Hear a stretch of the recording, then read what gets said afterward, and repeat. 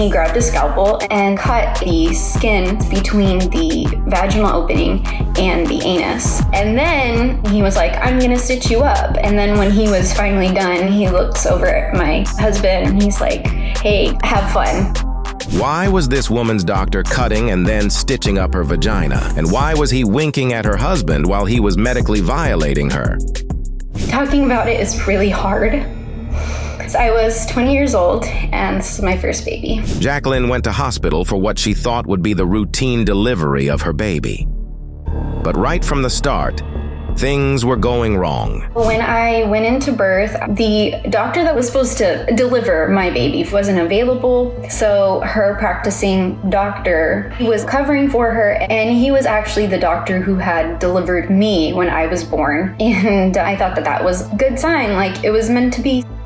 Jacqueline had told the medical staff that she wanted a natural birth. I had mentioned that I wanted to do everything to avoid an episiotomy, but it just wasn't what happened. An episiotomy is when the doctors cut the skin between the vaginal opening and the anus, and that is to prevent natural tearing. The doctor on duty completely ignored her wishes. He was like, okay, it's time to push. And he's like, oh, I'm gonna need to do an episiotomy. And that's it. He didn't ask if it was okay. He took off his gloves and he looks over at my husband and he did a wink.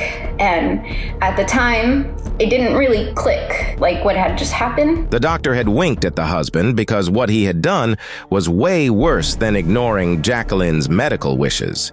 He had performed something called a husband stitch, supposedly to keep women's vaginas tight after childbirth. The term husband stitch was an extra stitch when sewing up after an episiotomy, and sometimes doctors will add extra stitches in order to tighten up the opening of the vaginal canal. Not only is husband stitch a sexist old practice, it can also be very dangerous to a woman's health. I didn't think that there was anything wrong until weeks later. I started using menstrual cups again. And before I had my daughter, my menstrual cup was super easy to use. And after, it was the most painful experience taking it out. I mean, excruciating. Even regular tampons were too much. Every time I'd have sex, it was excruciating, and it would even sometimes tear me. And so after sex, I would be bleeding in the area where I'd have the extra stitches. It took years for Jacqueline's body to heal. Over time, my body has relaxed, and it's been 3 or 4 years before I was ever able to use those kinds of products again. My husband, he's really good at making sure I'm okay and I'm comfortable. A husband stitch is considered medical malpractice, and Jacqueline could have sued the doctor for violating her body like that. But for her, raising awareness about this sexist and dangerous procedure is more important.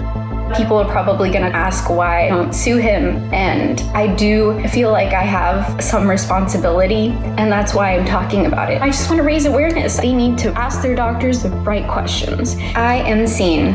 Are you?